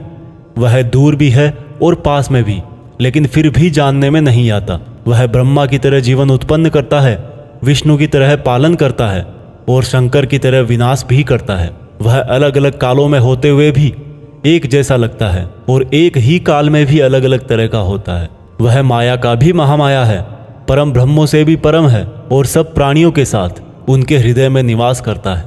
परंतु इसके बाद भी यह जानने के योग्य है, हे अर्जुन, इस प्रकृति और पुरुष का भी कोई आरंभ नहीं है, क्योंकि प्रेम और घृणा और तीनों तरह के गुण अर्थात सत, रज और तम भी प्रकृति से ही आते हैं। कार्य और कार्यों को करने वाली इंद्रियां भी प्रकृति से ही उत्पन्न होती है। प्रकृति से जन्मा मनुष्य प्रकृति के ही गुणों को भोगता है और इन्हीं गुणों के भोग के अनुसार ही उसका जन्म और मरण तय होता है। इस तरह से जो भी मनुष्य इस पुरुष और प्रकृति के ज्ञान को जानता है वह कर्म करता हुआ भी मुझे प्राप्त होता है और मुझ परमात्मा को हर मनुष्य अपने अलग अलग तरीके से पाता है। किंतु जो मंद बुद्धि होते हैं वह तो इस ज्ञान को सुनकर और मेरी प्रकृति जानकर ही मृत्यु लोक से मुक्त हो जाते हैं। जो मनुष्य सभी कर्मों को प्रकृति से ही होने वाला मानता है वह अपनी आत्मा को अकर्ता समझकर इस भवसागर से पार हो जाता है। हे अर्जुन, जिस तरह से आसमान का पदार्थ काफी पतला होता है और इसीलिए वो दूषित नहीं होता, उसी प्रकार से यह आत्मा शरीर में सूक्ष्मता से रहती है जिससे ये कभी दूषित नहीं होती। इस प्रकार से प्रकृति, पुरुष और चेतना के ज्ञान से तू भी मुझ परम ब्रह्म को प्राप्त हो जा। दोस्तों, इस चैप्टर में यह बहुत ही बारीकी से बताया गया है किस तरह से हमारे ही कामों से हमें तकलीफ या खुशी मिलती है। मान लीजिए हमारा शरीर खेत की तरह है और हम हैं इसके किसान। अब हम जो भी इस खेत में बोएंगे फल भी उसी बीज के अनुसार हमें भविष्य में जाकर मिलता है। इसलिए यह हमारे आज के एक्शंस पर ही डिपेंड करता है कि हमें फ्यूचर में क्या मिलने वाला है। भागवत गीता अध्याय 14 प्रकृति के 3 गुण। दोस्तों, भागवत गीता के 14वें चैप्टर में हम जानेंगे कि किस तरह से हमारा स्वभाव और यह संसार 3 गुणों में बटा हुआ है। श्री कृष्ण बोले, हे अर्जुन, अब मैं तुझे संसार के उन 3 गुणों के बारे में बताऊंगा जो आत्मा को शरीर के मोह से बांधते हैं और जिन्हें जानकर कोई भी मनुष्य मुझे पा सकता है। यह तीनों गुण है सत्वगुण, रजोगुण और तमोगुण। सत्वगुण इन सभी गुणों में श्रेष्ठ है और यह ज्ञान और सुख से जोड़ता है। रजोगुण कामना और आसक्ति से उत्पन्न होता है जो कि कर्म और उसके फल में बांधता है। तमोगुण मनुष्य को भोग विलास, आलस्य और निद्रा में बांधता है। हे अर्जुन, सत्वगुण सुख देता है, रजोगुण कर्म करवाता है और तमोगुण मनुष्य को उसके स्थान से भी बहुत नीचे गिरा देता है। किन्हीं भी 2 गुणों को वश में करने से तीसरे गुण की प्राप्ति होती है। जिस पल मन में शांति और ज्ञान बढ़ा हुआ लगे उस समय यह मानना चाहिए कि सत्वगुण बढ़ रहा है। जिस पल मन में लालच और स्वार्थ का आभास हो उस समय रजोगुण बढ़ता है। जिस समय मन में अंधकार, विषयों में आसक्ति, आलस्य और निद्रा हो उस समय मनुष्य में तमोगुण होता है। सत्वगुण में मरने वाला मनुष्य परमात्मा को प्राप्त होता है। रजोगुण वाला मनुष्य फिर से जन्म लेकर मनुष्य बनता है और तमोगुण वाला प्राणी अगले जन्म में कीट पतंग बनता है। सात्विक कर्म का परिणाम है सुख, राजस कर्म का परिणाम है दुख और तामस कर्म का परिणाम अज्ञान होता है। जो व्यक्ति इस बात को जानता है कि यह 3 गुण ही उससे सब काम करवाते हैं तब वह अपने कर्तापन से और इस संसार से मुक्त हो जाता है और इस तरह से सोने, पत्थर और मिट्टी को एक जैसा समझने वाला मनुष्य परम ब्रह्म अर्थात मुझे प्राप्त हो जाता है। दोस्तों, यह 3 प्रकार सात्विक, राजस और तामस हमारी डेली लाइफ में बहुत यूजफुल हैं। अगर आप मेहनत करके कुछ उम्मीद नहीं करोगे तो आप हमेशा खुश रहोगे। अगर आप किसी अच्छे रिजल्ट की कामना करके मेहनत कर रहे हो तो कोई गारंटी नहीं कि खुशी होगी या दुख होगा। अगर आपने किसी का नुकसान करने के लिए कर्म किया है तो यह निश्चित है कि किसी न किसी समय आपको ही दुख मिलेगा। भागवत गीता अध्याय 15 पुरुषोत्तम योग। दोस्तों, गीता के 15वें चैप्टर में बताया गया है कि किस प्रकार से यह दुनिया एक इल्यूजन है और कैसे हम इसमें उलझकर रह जाते हैं। श्री कृष्ण बोले कि यह संसार बरगद के एक उल्टे पेड़ की तरह है जिसकी जड़ें ऊपर है और डालियां, पत्ते नीचे की तरफ। पत्तियां वेदों को दिखाती हैं और डालियों के अंत में फल कार्य फल के जैसा है। इस पेड़ की जितनी भी शाखाएं हैं वो 3 तरह के गुण यानी कि सत्व, रज और तम से ही बनी है। इसकी जड़ों में स्वयं परमात्मा विराजमान है। इस पेड़ की शाखाओं के अंत में नई कोंपले मनुष्य की इच्छाओं को दिखाती है। यह पेड़ हर दिशा में इस तरह से बढ़ा रहता है कि ज्ञान के अभाव में मनुष्य इसमें उलझकर ही रह जाता है और जो इस पेड़ के रहस्य को जान लेता है वह परम ब्रह्म को प्राप्त हो जाता है।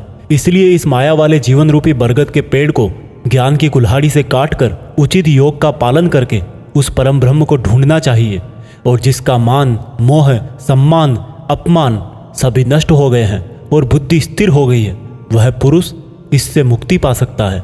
और मुक्ति पाकर जिस परम पद को वे पुरुष प्राप्त होते हैं उसको कोई भी सूरज रोशन नहीं कर सकता क्योंकि वह मेरा परम धाम है।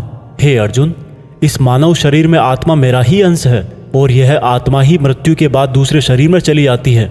यह शरीर कान, आँख, त्वचा, जीभ, नाक और मन से ही इन इंद्रियों का और वासनाओं का सेवन करता है, और यह केवल ज्ञानी जन ही जानते हैं। इस संसार में शरीर नाशवान है और आत्मा अविनाशी है, और इन सब में सबसे श्रेष्ठ है परमात्मा, जो कि सब लोगों का पालन पोषण करता है। इसलिए मैं ही पुरुषोत्तम हूँ। दोस्तों, इस चैप्टर में हमने देखा कि हम जिंदगी में बहुत बार उस चीज़ के पीछे भागते हैं जिसको हासिल करके भी हमारी इच्छा खत्म नहीं होती।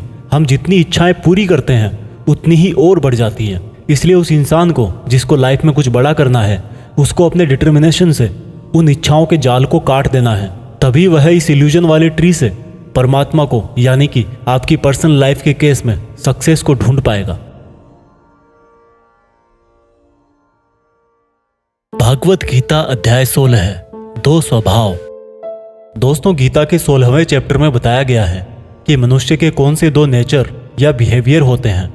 श्री कृष्ण बोले, हे अर्जुन, इस संसार में 2 तरह के स्वभाव हैं, देवीय स्वभाव और असुरी स्वभाव, यानी कि देवता के समान और राक्षस के समान। पहले मैं तुझे देवीय स्वभाव के बारे में बताऊंगा।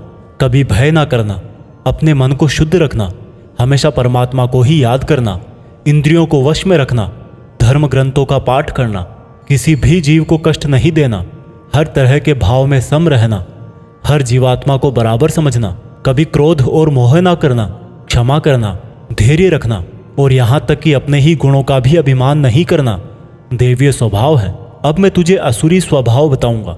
घमंड, क्रोध, सांसारिक आसक्ति, नफरत, अज्ञान, वासनाएं, आशाएं करना और शरीर को इंद्रियों के वश में रखना असुरी स्वभाव है। असुरी स्वभाव वाले ना तो सम्मान से बात करते हैं और ना ही सत्य बोलते हैं। बुरे कर्मों से जिनका स्वभाव पूरी तरह से नष्ट होकर बुद्धि मंद हो चुकी है और जो इस संसार में सिर्फ नाश का कारण ही बनते हैं, इन व्यक्तियों की इच्छाएं कभी पूरी नहीं होती। उन व्यक्तियों का सुख सिर्फ इंद्रियों के सुख तक ही सीमित है। वह हमेशा और अधिक वस्तुएं प्राप्त करने में ही लगे रहते हैं। वह हर काम को करने वाला खुद को ही मानते हैं। वे सिर्फ दिखावे के लिए ही धर्म और दान करते हैं। देवीय स्वभाव से मुक्ति होती है, जबकि असुरी स्वभाव से बंधन उत्पन्न होता है। असुरी स्वभाव वालों को तो मैं बार बार असुरों में ही जन्म देता हूँ। इस तरह से असुरी हमेशा नीचे गिरते रहते हैं। हे अर्जुन, काम, क्रोध और लोभ ही नरक के 3 द्वार हैं। इसलिए इनको जितना जल्दी हो छोड़ देना चाहिए। जो भी मनुष्य इन तीनों नरक के द्वारों को छोड़ देता है वह तो फिर मेरे ही आश्रय में आता है। इसलिए हे अर्जुन, तू शास्त्रों सहित इस देवीय स्वभाव को प्राप्त करके आगे बढ़ता जा। दोस्तों, इस चैप्टर का मीनिंग तो आपको आसानी से समझ में आ ही गया होगा। आखिर में जो 3 नेगेटिव फैक्टर्स बताए गए हैं, वासनाएं, गुस्सा और लोभ, यह सबसे बड़े दुश्मन है। इनसे जरा बच के रहना। भागवत गीता अध्याय 17, श्रद्धा के रूप। दोस्तों, गीता के 17वें अध्याय में आप जानेंगे कि कर्मों को, भोजन को, यज्ञ को, तप को, ज्ञान वगैरह को कौन से 3 भागों में बांटा गया है। अर्जुन बोले, हे कृष्ण, जो मनुष्य शास्त्रों को छोड़कर देवों की पूजा करते हैं वो क्या है, सात्विक, राजस या तामस? कृष्ण बोले, हे अर्जुन, जो व्यक्ति देवों को पूजते समय जिस तरह का विचार रखते हैं वे उसके हिसाब से ही सात्विक, राजस या तामस बनते हैं। सात्विक लोग देवताओं को पूजते हैं, राजस यक्ष और राक्षसों को, और तामस प्रेतों को। जो मनुष्य शास्त्रों से दूर रह के भी मन से कठिन निर्णय लेता है और कर्म करता है और कर्म को ही तप मान करके करता है, वह भी इस संसार से मुक्त है। जिस तरह से भोजन भी सात्विक, राजस और तामस होता है, उसी तरह से यज्ञ, तप और दान भी 3-3 प्रकार के होते हैं। फलों से किया गया भोजन सात्विक होता है। राजस भोजन स्वाद में तीखे, जैसे कि मीठे, खट्टे, बहुत गर्म आदि होते हैं, और तामस भोजन में जैसे दुर्गंध वाले, बिना रस के, अधपके, अपवित्र आदि हैं। इस तरह यज्ञों में शास्त्र विधि से नियत और फल की इच्छा रहित किया गया यज्ञ सात्विक है। केवल फल प्राप्ति को ध्यान में रखकर किया गया यज्ञ राजस यज्ञ है। शास्त्रों के विरुद्ध, दान रहित और श्रद्धा रहित किया गया यज्ञ तामस यज्ञ है। इसी तरह से तपों में ऐसा तप जो फलों की इच्छा से रहित हो, सात्विक तप कहलाता है। किसी वस्तु की प्राप्ति के लिए किया गया यज्ञ राजस तप कहलाता है, और किसी की हानि करने के लिए किया गया तप तामस तप कहलाता है। इस प्रकार से दान में बिना खुद को श्रेय दिए जिसको जो आवश्यकता हो वह दान कर दिया जाए और यह समझा जाए कि दान ही कर्तव्य है, वह दान सात्विक दान कहलाता है। जैसे कि भूखे को खाना खिलाना, वस्त्रहीन को वस्त्र पहनाना, अकाल क्षेत्र में अन्न दान करना। जो दान उसके फलों को दृष्टि में रखकर खुद का मान बढ़ाने के लिए, स्वर्ग की प्राप्ति के लिए और दान के बदले में वापस प्रत्युपकार की चाह में दिया गया हो, वह राजस दान कहलाता है। जो दान बिना सम्मान के किसी को अपमान करके बलपूर्वक दिया जाता है या किसी अयोग्य को दिया जाता है तो उसको तामस दान कहते हैं। श्रद्धा सहित, फल की इच्छा रहित और जगत कल्याण के लिए किया गया दान, यज्ञ और तप मनुष्य को इस संसारी माया से मुक्त करके मुझ में विलीन करता है। दोस्तों, इस चैप्टर में आपने सुना कि हर कर्म के 3 प्रकार होते हैं और इन कर्मों को करते टाइम आपके मन में जैसी भावना या जैसा मकसद होता है उसी तरह से आपको फल मिलता है। और ये तीनों प्रकार हैं सत, रज और तम। सत सबसे अच्छा माना गया है, तम सबसे गिरा हुआ माना गया है। सत का मतलब है आप जो भी काम करें, मेहनत करें, उसमें एकदम इमोशनली स्टेबल होकर, बिना उस काम के रिजल्ट के बारे में सोचे, बिना उस काम को करने का क्रेडिट लिए, खुद के मन की शुद्धता और संसार का कल्याण करने के लिए करें।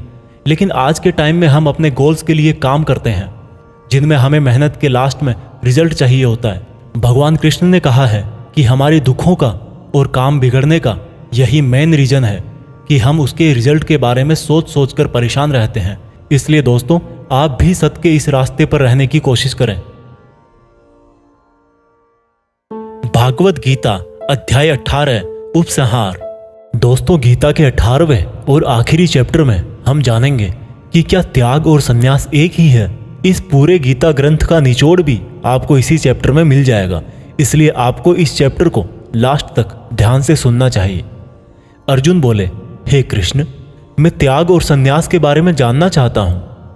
श्री कृष्ण ने उत्तर दिया कि अर्जुन, इस संसार में कुछ लोग कर्मों के फलों को छोड़ने को त्याग कहते हैं और अगर कर्मों को ही त्याग दे तो उसको संन्यास कहते हैं। कुछ लोग सभी कर्मों को दोष भरे और सभी दुखों का कारण मानकर उनका त्याग करने के लिए बोलते हैं और कुछ लोग बोलते हैं कि यज्ञ, तप और दान वाले कर्म कभी भी नहीं त्यागने चाहिए। इसलिए अर्जुन, अब तू मेरे से त्याग और संन्यास को अच्छी तरह से समझ। इन दोनों में से मैं त्याग को पहले बताऊंगा क्योंकि यह त्याग भी 3 तरह का होता है, सात्विक, राजस और तामस। यज्ञ, तप और दान ये तीनों त्याग के योग्य नहीं बल्कि फल की इच्छा के बिना किया गया यज्ञ, तप और दान यही सात्विक त्याग कहे जाते हैं। मतलब जो शास्त्रों में दिया गया कर्म और धर्म जिसमें फल और आसक्ति ना हो उसको सात्विक त्याग कहा जाता है।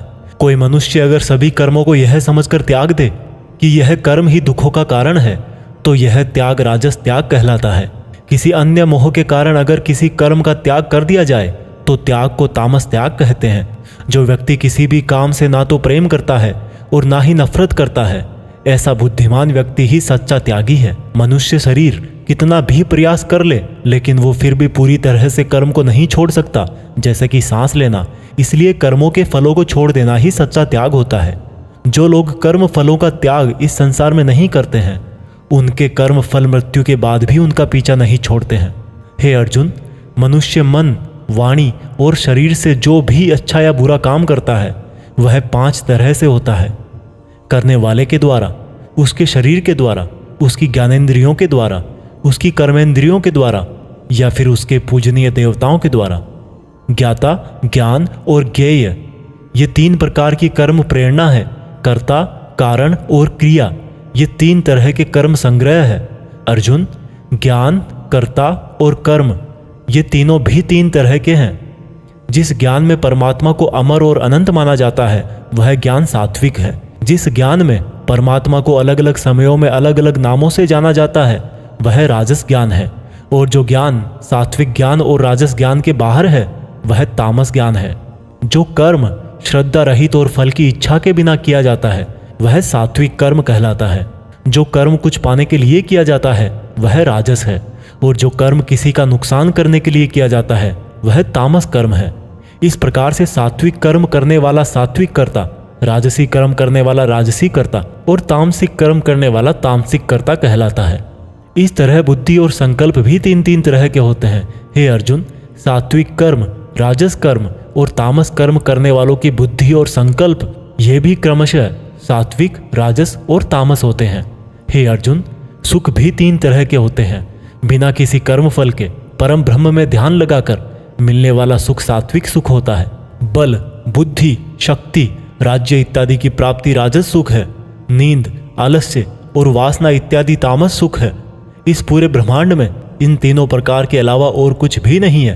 हे अर्जुन, ब्राह्मण, क्षत्रिय, वैश्य और शूद्र, इन चारों के कर्म इनके गुणों के आधार पर बांटे गए हैं। अपनी मन और इंद्रियों को वश में रखना, सभी प्राणियों का भला करना, धर्म का पालन करना, बिना कर्ता भाव के कर्म करना, परमात्मा में ध्यान लगाना, ये सब गुण जिसमें होते हैं उसको ब्राह्मण कहना चाहिए। बल, बुद्धि, दान, वीरता, शासन, ये सब क्षत्रिय के कर्म है। खेती, व्यापार इत्यादि वैश्य का काम है तथा इन सब वर्णों की सेवा करना शूद्र का कर्म है। हे अर्जुन, दूसरों के धर्म और कर्म से तो अच्छा है भले ही कम गुणों वाला हो, लेकिन अपना ही कर्म और धर्म निभाएं, और ऐसा करना ही मोक्ष के द्वार खोलता है। मानव कर्मों में कुछ ना कुछ कमियां तो रहती ही है, फिर भी उसको खुद का कर्म नहीं छोड़ना चाहिए। जिस तरीके से कोई व्यक्ति भगवान को पा सकता है वह अब मैं तुझसे सारांश में कहूंगा। हमेशा और हल्का भोजन करने वाला, हमेशा और हल्का भोजन करने वाला, अपने देश का धर्म निभाने वाला, इच्छाओं का त्याग करके एकांत में ज्ञान का अध्ययन करने वाला, मन, वाणी, शरीर को वश में रखने वाला, लाभ हानि, सजीव निर्जीव, मित्र शत्रु, इन सब को बराबर समझने वाला, घमंड, बल, मोह रहित और शांति सहित भगवान से अनंत भक्ति प्रेम करने वाला सदा के लिए मेरे पास आ जाता है। इस तरह का ब्रह्म योगी ना तो कोई आशा करता है, ना ही स्वयं को या दूसरों को दोष देता है, और ना ही दुख और सुख में विचलित होता है। इस तरह का परम योगी सब कर्म करता हुआ भी स्वयं को कर्ता ना समझकर मुझ परमात्मा को ही कर्म करने वाला समझता है। हे अर्जुन, इस तरह से तू भी इन बातों को समझकर अगर अपना धर्म और कर्म निभाएगा तो तू भी मुझ में परम पद पाएगा। और अगर तू इस तरह बोलकर कि मैं युद्ध नहीं करूंगा, मेरे ज्ञान को नहीं मानेगा, तो अपने धर्म, कर्म और परमार्थ से भटक जाएगा और नष्ट हो जाएगा। हे अर्जुन, तेरे अंदर भी मैं ही हूं, इसलिए तू सब मोह छोड़कर और इस माया से बाहर निकलकर अपना कर्म और धर्म युद्ध कर। इसी से तू मुझ भगवान के धाम में ऊंचा स्थान प्राप्त करेगा। अर्जुन, मैंने पूरे रहस्यमयी और गोपनीय ज्ञान तुझे अच्छी तरह से बता दिए हैं, फिर भी तू अब जो समझ कर करना चाहे वैसा करना। लेकिन अर्जुन, तू मुझे बहुत ही प्रिय है, इसलिए मेरा ही भक्त बन और मुझे ही सदा प्रणाम कर। मैं प्रतिज्ञा करता हूँ कि ऐसा करने से तू मेरे ही पास आएगा। फिर भी यदि तुझे ऐसा लग रहा है कि तू पाप करने जा रहा है, तो जब तू मेरी ही शरण में आ जाएगा तो मैं तेरे पूरे पापों को माफ कर दूंगा। इसलिए तू दुखी मत हो। और अर्जुन, तू इस दिव्य ज्ञान को उस व्यक्ति से मत कहना जो इसको सुनना नहीं चाहता, या भक्ति और कर्म नहीं करना चाहता, या परमात्मा में दोष निकालता हो। परंतु तू जिस भी मेरे भक्त को मेरा प्रिय समझकर यह ज्ञान कहेगा, वह भक्त इस संसार में मेरा सबसे प्रिय भक्त होगा। इस गीता ज्ञान को समझना ही वास्तविक ज्ञान यज्ञ है, और इस ज्ञान यज्ञ से भी कोई भक्त मुझे प्राप्त कर सकता है। हे अर्जुन, अब मुझे यह बता, क्या तेरा अज्ञान मिट गया है?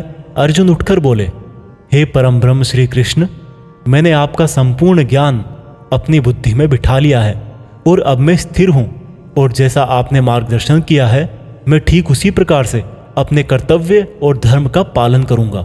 दोस्तों, चाहे कितनी भी मुश्किलें आए, जो इंसान खुद भगवान कृष्ण की इन बताई गई बातों को फॉलो करता है, उनको अपने जीवन में उतारता है, उसकी ना केवल पूरी प्रॉब्लम सॉल्व हो जाती है, बल्कि उसे जीने का, अपने सपनों को हासिल करने का तरीका भी पता लग जाता है। कुछ लोग ये भी बोलते हैं कि गीता ज्ञान सिर्फ हिंदू धर्मों का ग्रंथ है, जबकि भगवान ने खुद कहा है कि व्यक्ति जाति और धर्म से नहीं, गुणों से ब्राह्मण होता है, और इस भागवत गीता पर सभी मनुष्यों का बराबर हक है। आज की ये दुनिया कर्म भूमि है। कर्म और मेहनत का सिद्धांत सबके लिए एक होता है। इसलिए आप सब लोग इस गीता ज्ञान को बार बार सुने, हर एज के पुरुष और महिलाओं को सुनाएं, ताकि आप अपनी कर्मस्थल के अर्जुन बनकर अपने जीवन का लक्ष्य हासिल कर सको। जय श्री कृष्णा। जय हिंद। वंदे मातरम।